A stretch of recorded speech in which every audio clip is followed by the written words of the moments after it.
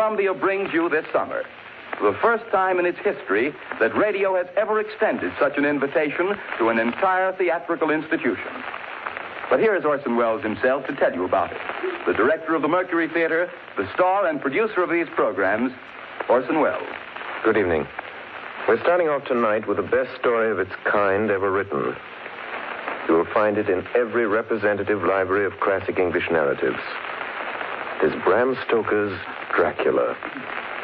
The next time I speak to you, I am Dr. Arthur Seward. George Goulouris plays Jonathan Harker, and Martin Gable plays Dr. Van Helsing. It is Dr. Seward who tells the story, and so for the moment, goodbye, ladies and gentlemen. I'll see you in Transylvania. The Mercury Theater on the Air presents Orson Welles as Count Dracula in his own version of Bram Stoker's great novel, Dracula.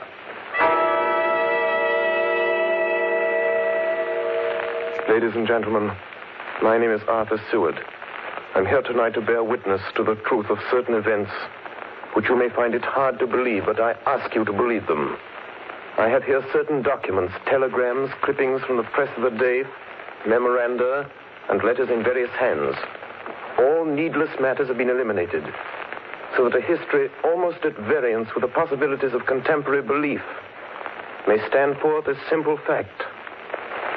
I present you first with excerpts from the private journal of Jonathan Harker. I, Jonathan Harker, lawyer's clerk, article to Peter Hawkins, Esquire of Exeter, England, am writing this journal in the hope that if misfortune overtakes me, it may one day come to the eyes of those who love me.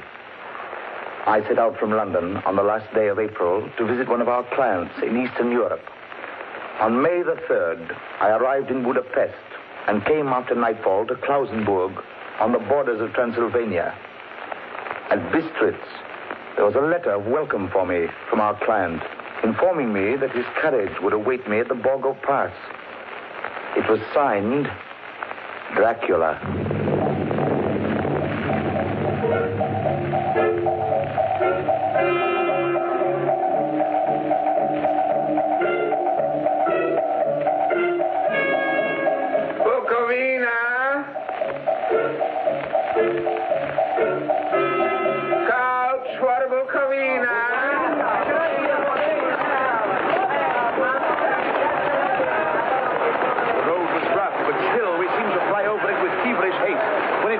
There seemed to be some excitement among the passengers. They kept speaking to the driver and looking at me and urging him on to greater speed.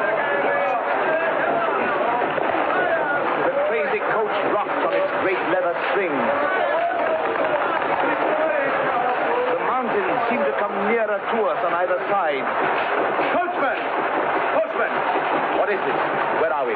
You're nearing your destination, young hare. This is the Borgo Pass.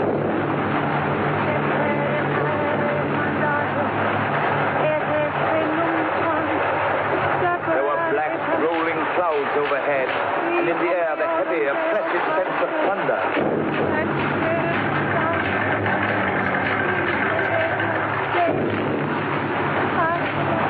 Now we were through the pass. The young hare is not expected after all.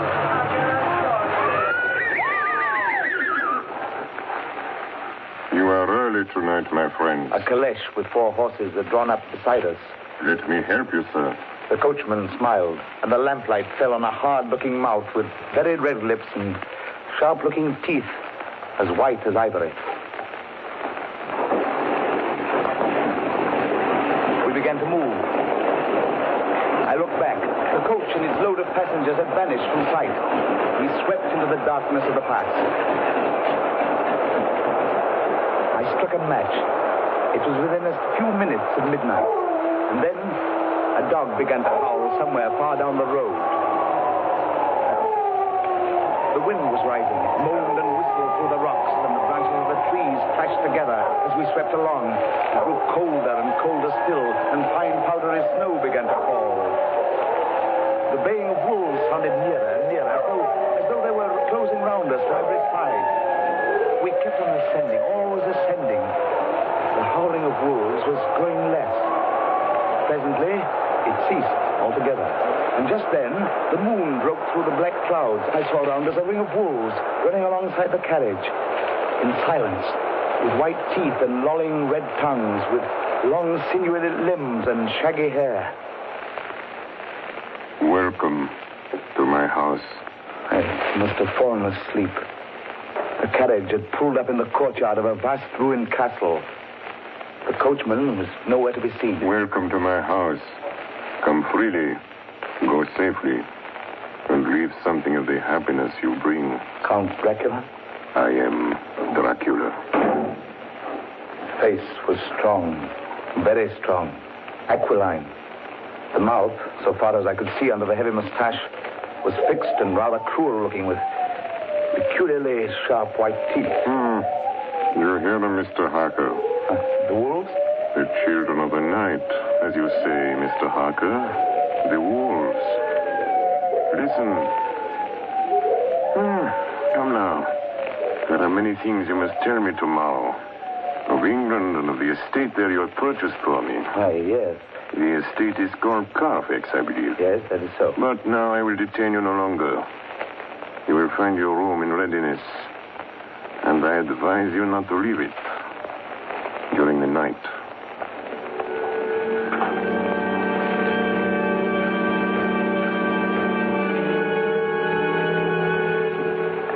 This castle is on the very edge of a terrible precipice. A stone falling from the window would fall 1,000 feet without touching anything. I explored. There are doors everywhere, and all of them locked. The door to the great hall, the door to the courtyard, every door in the castle is closed, bolted against me.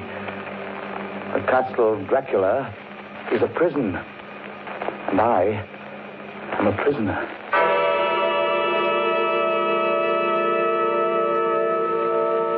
The next night, I couldn't sleep. So after a few hours, I got up and, lighting my candle, I placed my shaving mirror on the dressing table and was just beginning to shave. You seem restless, Mr. Harker. I hadn't seen him, although the reflection of the glass covered the whole room behind me. I turned to the glass again. I could see him over my shoulder, but there was no reflection of him in the mirror. It was blank. I started and cut myself on the side of the throat. The blood was trickling down my neck. Count, my mirror! The blood! The blood! Wipe the blood from your face, Mr. Harker. And take care how you cut yourself. It is more dangerous than you think in this country.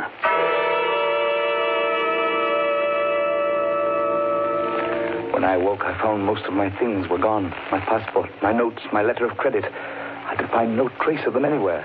And my door is locked from the outside. June 20th.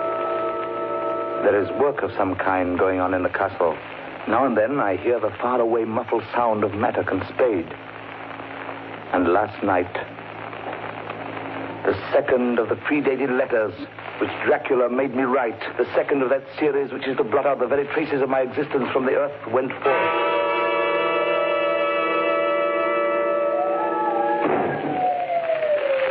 Count Dracula. Yes, my young friend. Well, what of me? When am I free? When can I leave this place? Free? Mr. Harker, you're always free. You want to leave? Would you like to leave tonight? Yes, in God's name. My dear young friend, not an hour shall you wait in my house against your will. Come, follow me.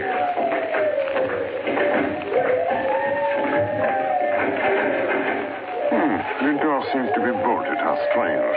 The door is locked. Well, in God's name, open it. As you will, Mr. Harker. You English have a proverb which is very close to my heart. Welcome the coming, speed the parting guest. Good night, Mr. Harker. Shut the door! Shut the door! I tell you, shut the door! Shut! The door is shut, Mr. Harker. I take it you will remain.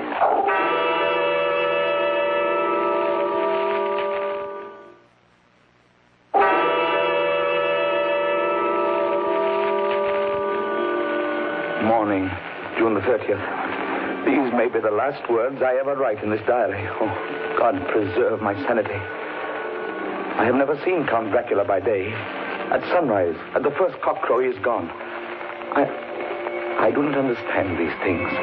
I only know that the wolves obey him, and that he is a man with hair on the palm of his hands, with sharp teeth, and no blood in his face. He casts no shadow. He cannot be seen in a glass, and he moves like a bat across the sheer face of the castle walls. He eats no food, and is mortally afraid of the crucifix. As I write this, I hear in the courtyard the rolling of heavy wheels and the cracking of whips. And there is in the passageway below a sound of heavy boxes being set down. Boxes shaped like coffins. And I know what they hold. The boxes are filled with holy earth from the chapel beneath the castle. It is the last box being nailed down. And now I hear the heavy feet tramping again. The door's shut. The chains rattle.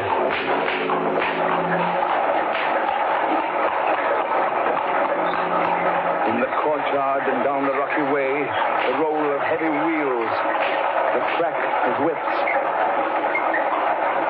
Help! Help! Help! The wagons have gone. I'm alone in the castle. I'm alone in the castle. I'm alone in the castle. I'm alone. I'm alone. I'm alone. Ladies and gentlemen, this is Dr. Seward. Mr. Harker's journal terminates at this point. I now present in evidence a clipping dated August 8th of that year from the Yorkshire Telegraph from our correspondent in Whitby. One of the greatest and suddenest storms on record was experienced here today. The weather has been somewhat sultry, but Saturday evening was fine. The band was playing. The piers were crowded with holidaymakers. The wind fell away entirely during the evening, and there was a dead calm. There were but few lights at sea. The only sail noticeable was a foreign schooner under full canvas, which was seemingly going westward. A little after midnight came a strange sound from over the sea, and high overhead the air began to carry a strange, faint, hollow booming. Then, without warning, the tempest broke. And there, with all sails set, was the foreign schooner rushing with terrific speed toward the shore. A searchlight was turned on her. And there, lashed to the helm, was a corpse with drooping head which swayed horribly to and fro at each motion of the ship. A moment later, she crashed. And then a strange thing was seen. At the very instant she touched, a huge dog sprang up on deck from below and, running forward, jumped from the bow onto the sand and, making straight up the east cliff toward the graveyard, vanished into the night. The Coast Guard, going aboard at dawn, found the dead man fastened to a spoke of the wheel. Tightly clutched in one hand was a crucifix. The man must have been dead for quite 2 days. In the pocket of the dead man's coat was found a bottle, carefully corked, containing a roll of paper. This proved to be an addendum to the ship's log. There was found on board only a small amount of cargo, and that of a most unusual nature. Apparently the ship carried nothing but earth. Common earth, packed away in wooden boxes, shaped much like coffins.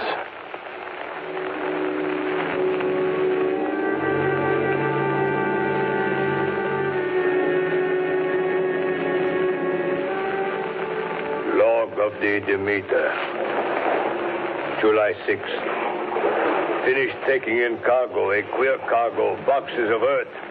At noon, set sail, east wind, fresh. Crew, 4 hands, 2 mates, cook, and myself, captain, July 11th. Entered Bosporus. At dark, passed through Dardanelles. Mate reported in morning that one of crew, Valjoden, was missing. Took larboard watch 8 bells last night. He was relieved by Chalik. Never came to his bunk. Something aboard this ship. No.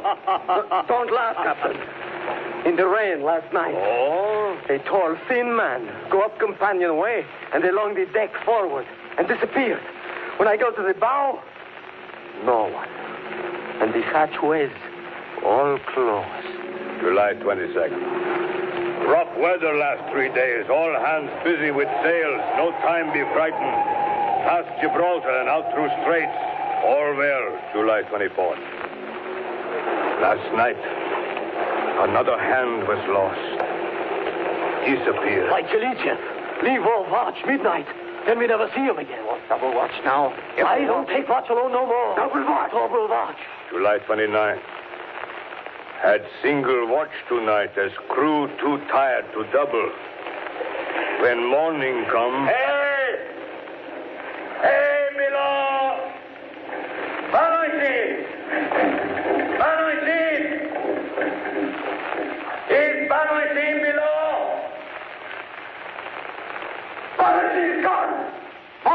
Banoitin's gone like the others. Like all the others. The mate and I have agreed to go armed henceforth, July 30th. Last night, we are nearing England. Weather fine. All sails set. Captain! Captain! The man in the watch in the stairs was missing! Both missing! Now, only self and mate and one hand left to work ship. August 3rd. 2 days of fog and not a sail sighted. At midnight, I went to relieve the man at wheel, and when I got to it, found no one there. It's here! I know it now. I saw it. Like a man, tall and thin and ghastly pale. It was in the bows looking out. I gave it the knife, and my knife went through it. What? Empty as air. What is it? What are you talking about? It's here, and I'll find it. It's in the hold.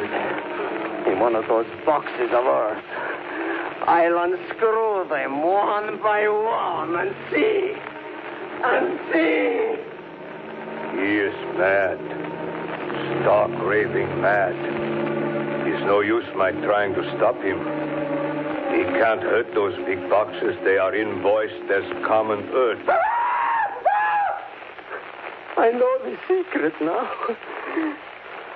The sea will save me from him. That's all that's left. That's all that's left. August 4th. I am all alone on my ship. And still the fog. I dared not go below.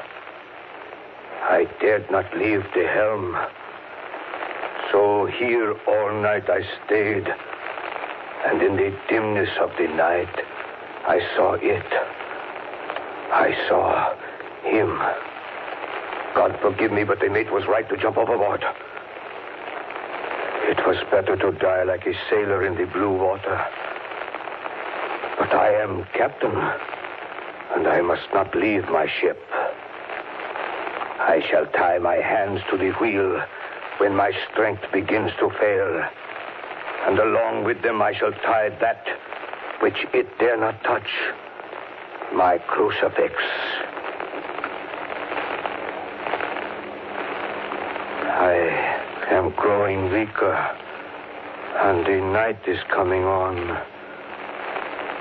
God and the Blessed Virgin help a poor ignorant soul trying to do his duty.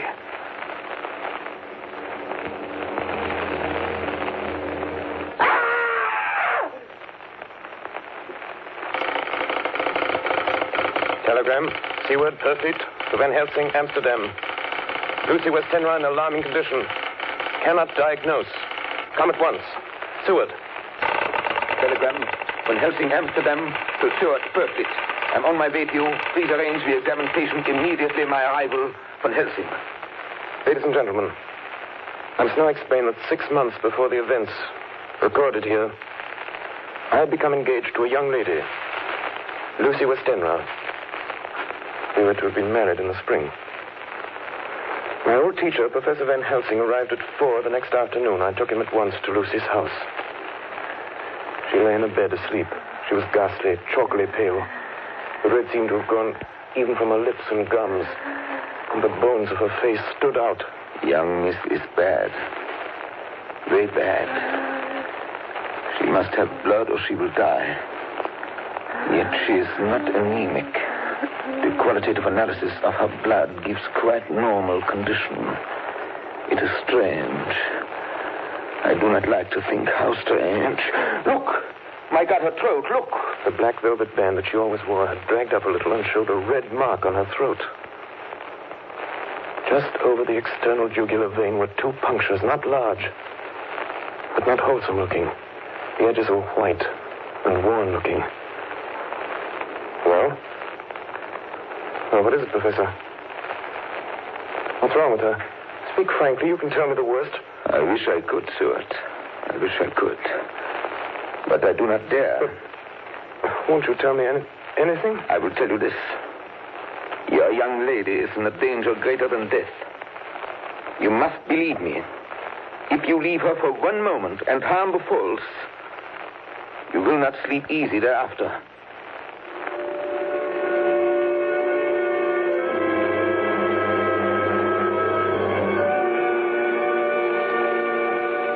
September 8th. I sat up all night with Lucy. Arthur, I'm afraid. Night, dear. You can sleep tonight. I'm here watching you. Nothing can happen. And I promise if any sign of bad dreams, if I see anything, I'll wake you at once. You will? Will you really? Then I'll sleep. I sat all night by her bedside. She did not wake once during the night, although a boughs or a bat or something flapped almost angrily against the window panes. September 11th. Still quoting from my private journals. At this time that I received a message from Purfleet. Read 10:20 p.m. St. John's Hospital, serious complications, case 891, your immediate presence, London, imperative. I had no choice. Sometime later, a paper was found among Lucy Westenra's belongings. I write this and leave it to be seen so that no one may by any chance get into trouble through me. I went to bed as usual, taking care that the window was closed, as Dr. Van Helsing had directed.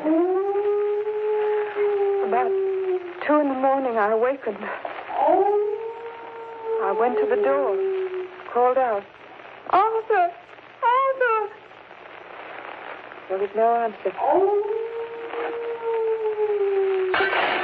Something's broken the window.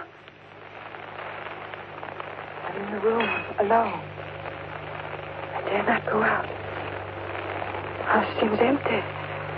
The air is full of specks, floating, circling in the draught from the window.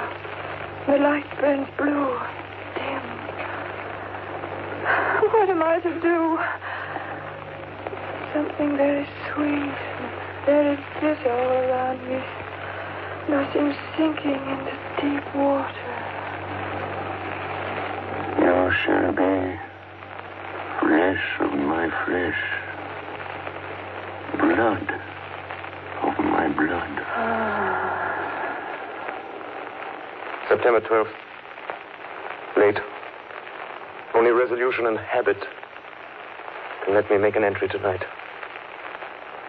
We found her sprawled on the floor. There was a draft in the room from the broken window. Her throat was bare, showing the 2 wounds, looking horribly white and mangled. We are too late, my friend. We have failed. God's will be done. She's dying. Yes. She's dying. Stay beside her. It will make much difference, mark me, whether she dies conscious or in her sleep.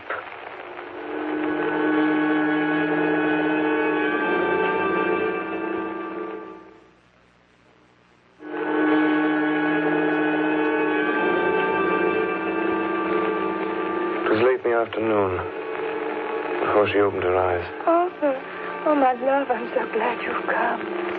I took her hand and knelt beside her. Her breath came and went like a tired, peaceful child's.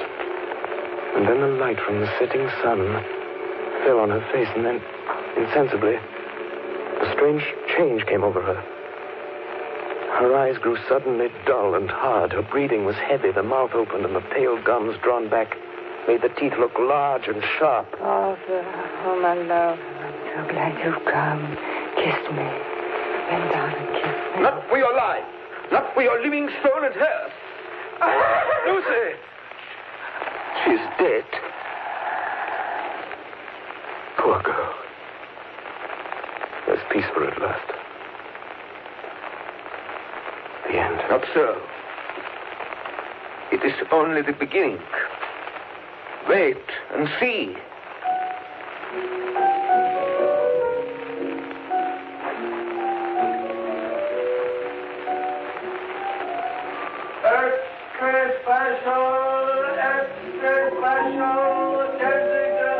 Westminster Gazette, September 25th.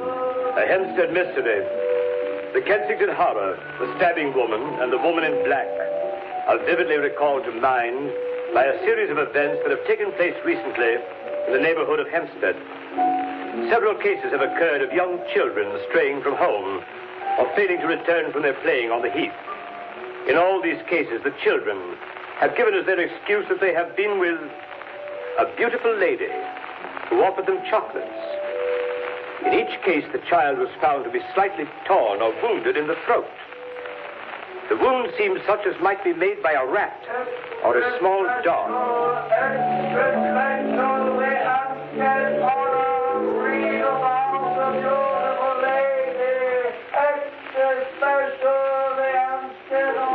The Hempstead Horror. Another child injured by the beautiful lady.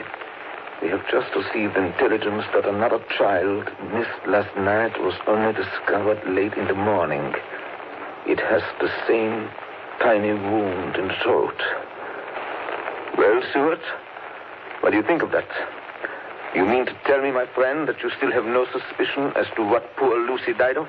Nervous prostration, following great loss and waste of blood. And how was the blood lost or wasted? You are a clever man, my friend, and a good doctor. But you do not believe that there are things that you cannot understand. You are wrong, Stuart. Are you aware of all the mysteries of life and death? Can you tell me why in the pampas there are bats that come at night and open the veins of cattle and horses and suck dry those veins? How in some islands of the western seas there are bats which hang on trees all day, and then when the sailors sleep on deck because it is hot, flit down on them, and then in the morning are found dead men as white as Miss Lucy was?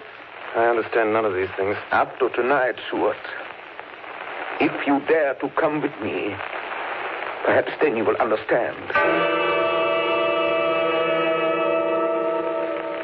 September 29th. Before dawn. Now it is done. And I would sooner die 1,000 deaths than live again through what I did this night. We will spend the night, you and I, here in this churchyard where Miss Lucy is buried. We enter the tomb, then we open the coffin. You shall yet be convinced. Take care, Van Helsing. Miss Lucy is dead, is it not so? Then there can be no wrong to her, but if she's not dead... With some difficulty, we found the Westenra tomb. I took up my place behind a yew tree. On one side of the tomb, Van Helsing on the other. I was chilled and frightened.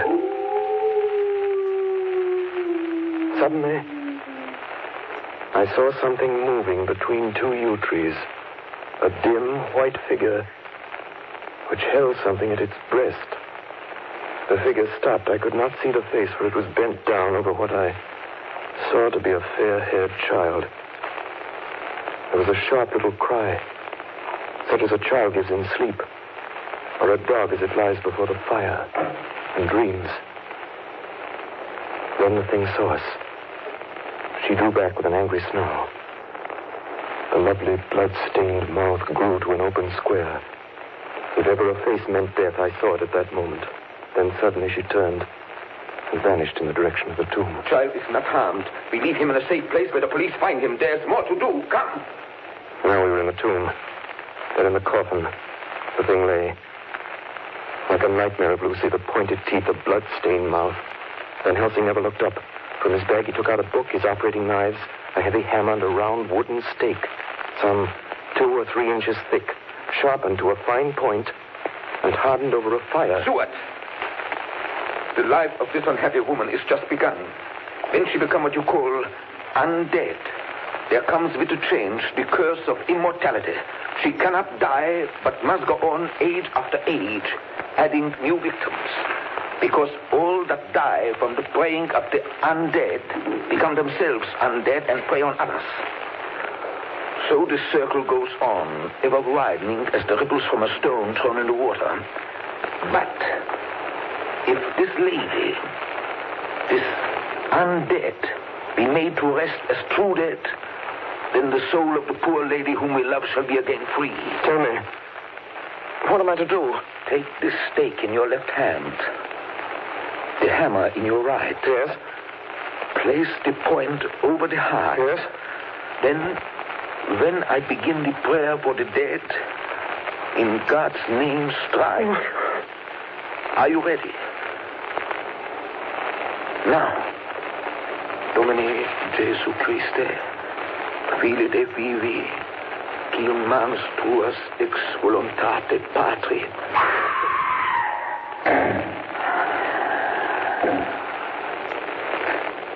On the morning of July 11th, a man was found on the border of Transylvania. He talked wildly of wolves and boxes of earth and blood, and gave his name as Jonathan Harker. In the hospital at Klausenberg, he improved sufficiently to make possible his removal to England. I'm still quoting from my own personal papers.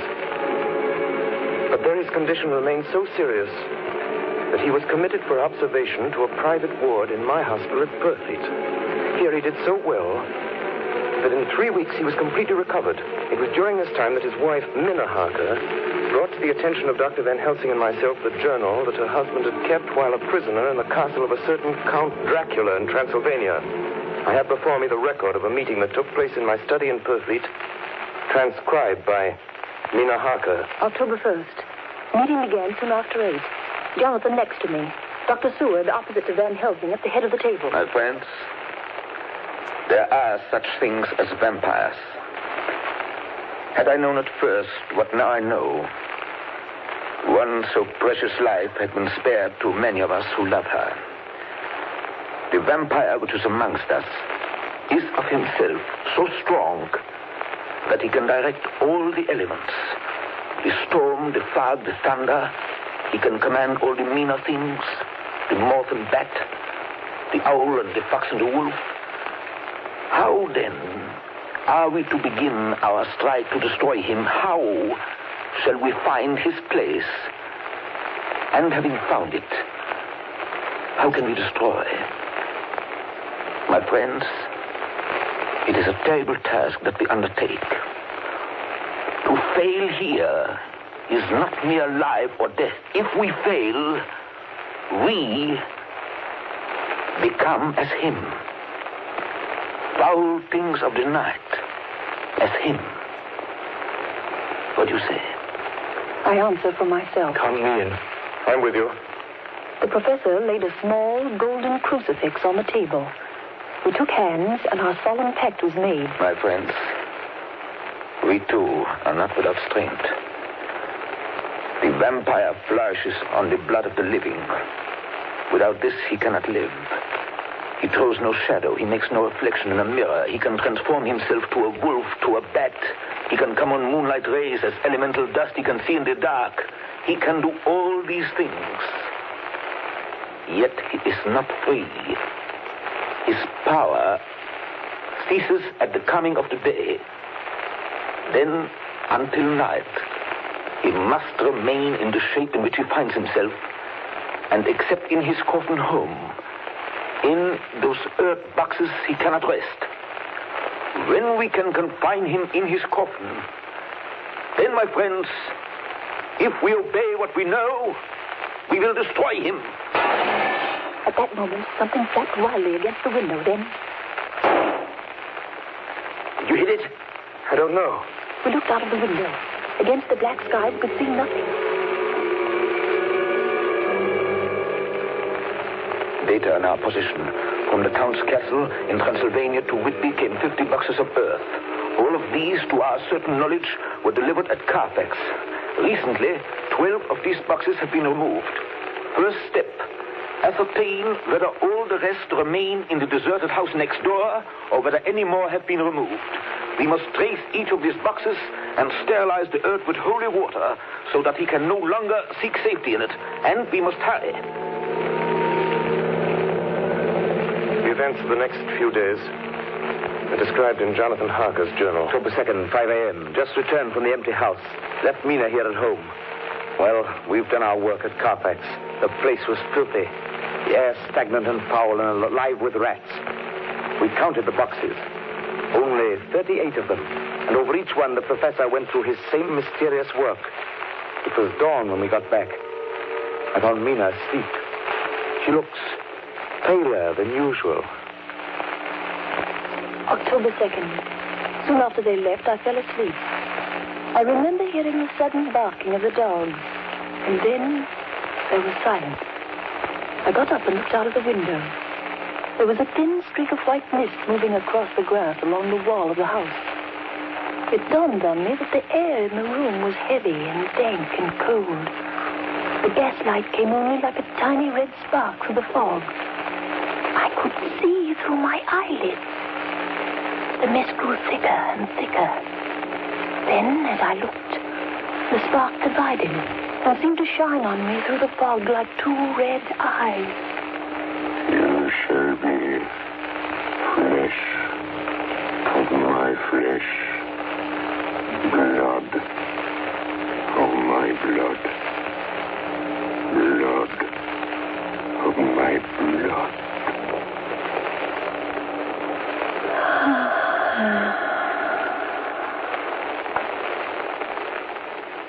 October 2nd, 8 p.m. We're on the track. 12 boxes were delivered last week to an empty house at 347 Piccadilly.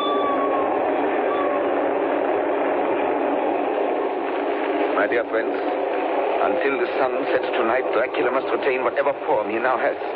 We have this day to hunt out all his lairs and sterilize them. Then he will have no place where he can move and hide. But we have only until sunset. The house in Piccadilly was empty. Like the one at Purfleet, the same sickening smell was in the air. On a table, we found a clothes brush, a brush, and a comb, and a basin. The latter containing dirty water, which was reddened as if with blood. The boxes are back here. 8, 9, 10, 11. Only 11. There's a 12th box somewhere. Gentlemen, it is after 6.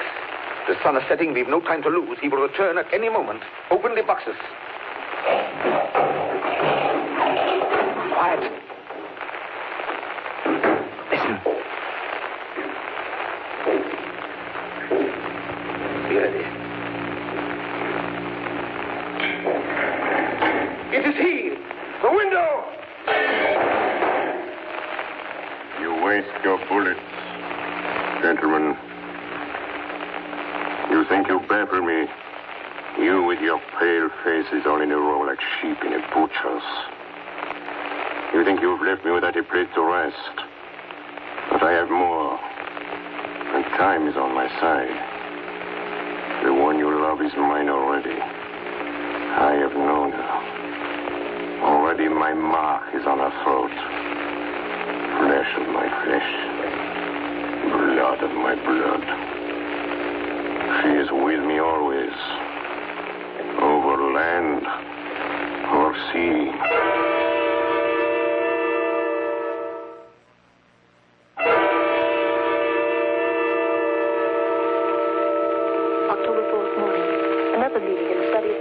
We must find that last remaining box, gentlemen. We must find it. As long as that earth exists impure, as long as there remains one place of refuge for Dracula, there is no safety and no peace for any soul in England. And for the undead, never peace so long as he lives. Blood of my blood. Blood of my blood. Mina, how do you know that? Quiet. With me always. Over land and sea. Mina, darling, how did you know that Dracula said those... I don't know. The words just came. Strange. There are times when somehow I feel that I'm with him. At sunset? Yes. Just at sunset. And again at sunrise. Dr. Van Helsing, if I could... If at that time you... Have you the courage? Courage for what? What do you mean?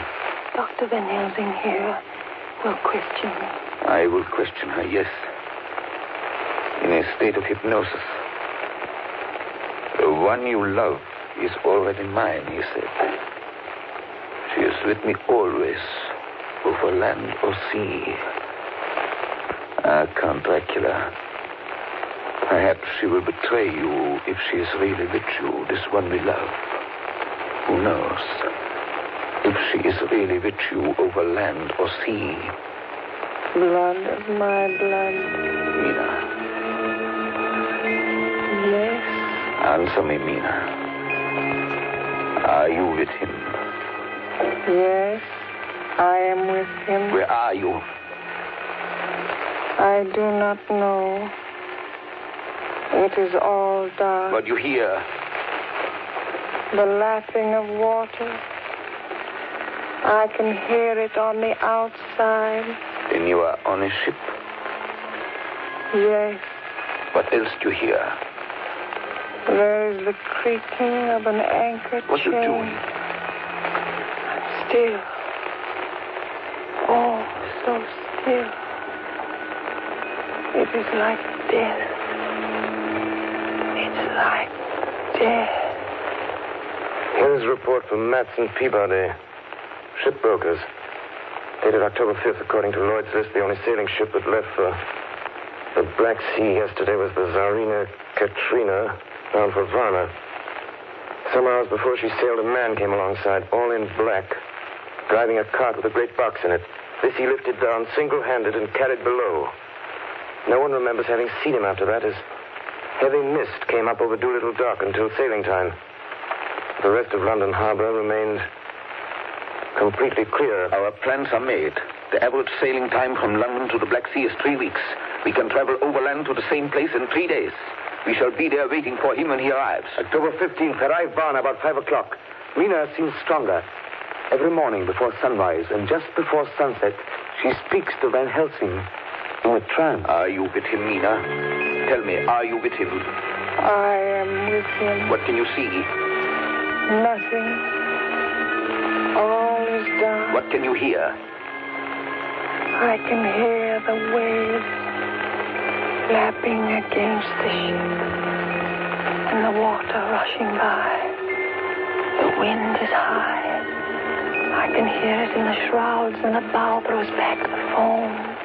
So, the Tsarina Katrina is still at sea, hastening on her way to Varna. The Count cannot cross running water, so he cannot leave the ship without being observed. What do you hear, Mina? Lapping waves and rushing water. Darkness. Darkness and wind. A whole week of waiting. Daily telegrams from Lloyd's. Not yet reported. Not yet reported. Rushing water and creaking masts. Darkness. Darkness and wind. October 24th. Telegram. Lloyd's, London to Harker. Tsarina Katrina reported this morning. From Dardanelles. Lloyd's, London to Harker, October 28th. Tsarina Katrina in heavy fog reported entering Galatz Harbor at 1 o'clock today. Galatz is 38 hours from here, and the first train for Galatz leaves at 6:30 tomorrow morning. My friends, we have lost.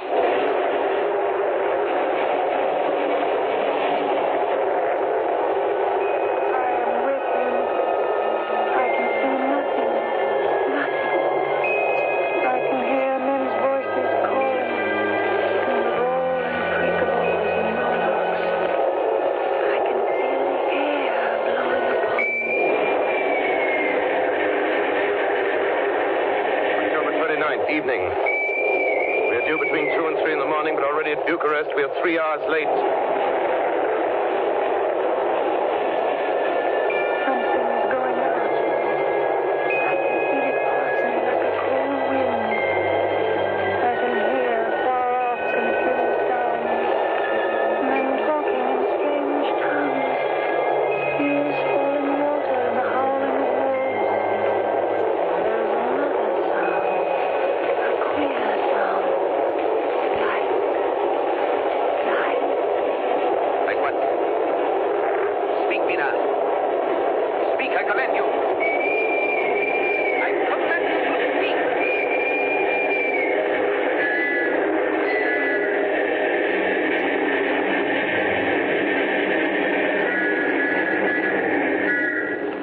in Galatz.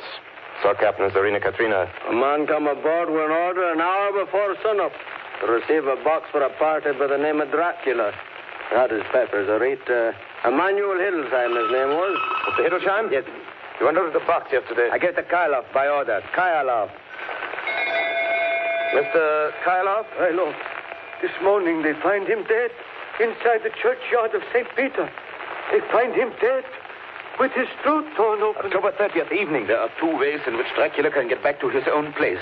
By land or by water. We've examined the map and find the most likely river is the Sereth. You and I, Seaward, will charter a steam launch and follow him up the river. Van Helsing and Mina will take the train to Veresti, and from there they will From there we shall go in the track where Harker went, from District over to Borgo. If you have not caught him before, we shall be awaiting Dracula there.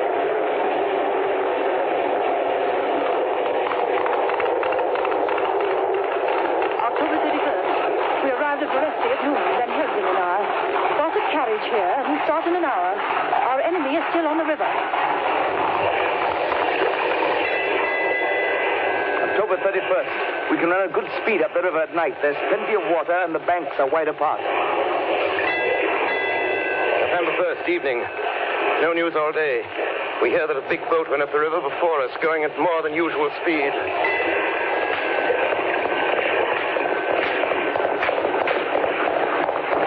November 4th. All day driving. The country gets wilder as we go. By morning we shall reach the Borgo Pass. November the 4th, evening. We've left the launch. We've got horses and we follow on the track along the river. We are armed. Look! Quick! There they are now! Heading west! With the dawn, we could see the Slovaks some miles before us, dashing along the river with their wagons. On it is the great box.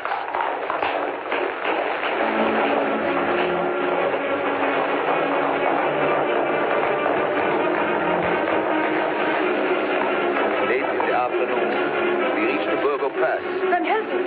Look! Look! We could see a long way all around us. Far off, beyond the white waste of snow, was the river like a black ribbon curling. Between us and the river, not afar off, came a group of men, mounted Slovaks hurrying along. In the midst of them was a wagon which swept from side to side. On the wagon was a great box. Look! We see two horsemen following fast, coming up from the south. Now the horsemen are not more than a mile behind. Now the wagon is quite close to us. We can see the great box swaying crazily. Now they are almost upon us.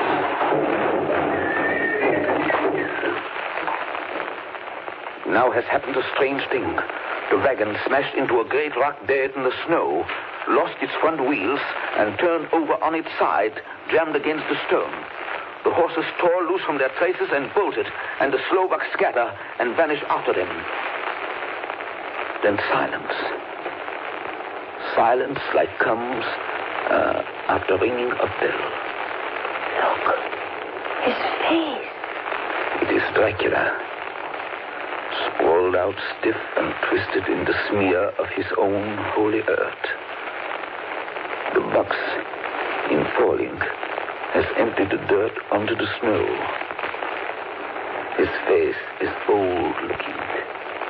The skin is like paper. Dr. Seward, there's no time. Look at the sun. Sunset. In 1 minute there is darkness and he is forever lost to us. Have you the stake of wood and the hammer? Here. Now, Seward, pray for us. Kneel down and pray. Harker, the stake of wood over his heart. Be not afraid, Harker. Do not look into his eyes. The hammer. Now, Harker, strike. Strike!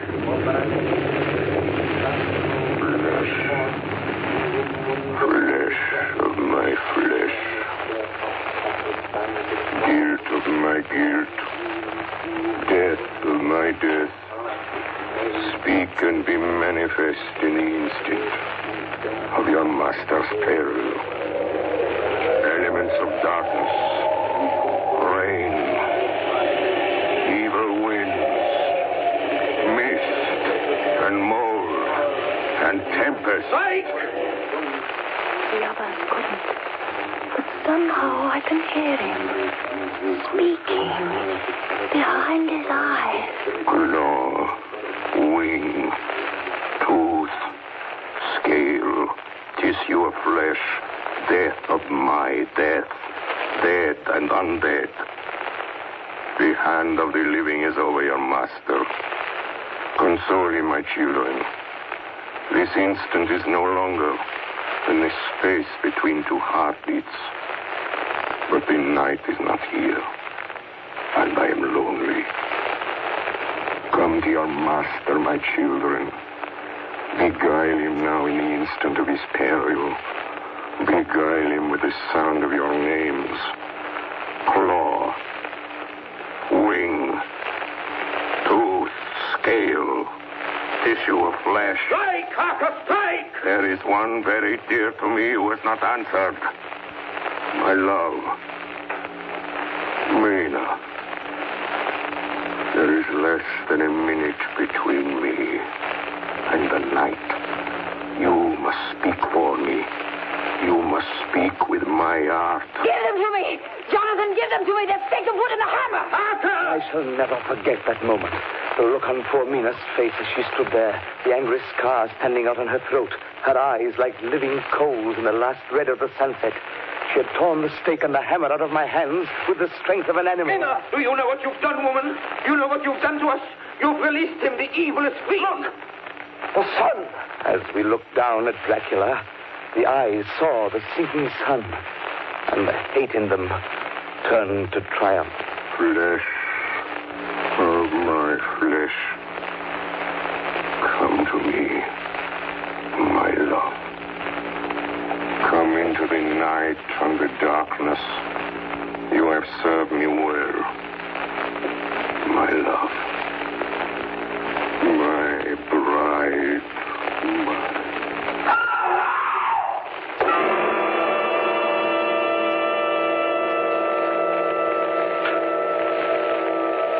Ladies and gentlemen,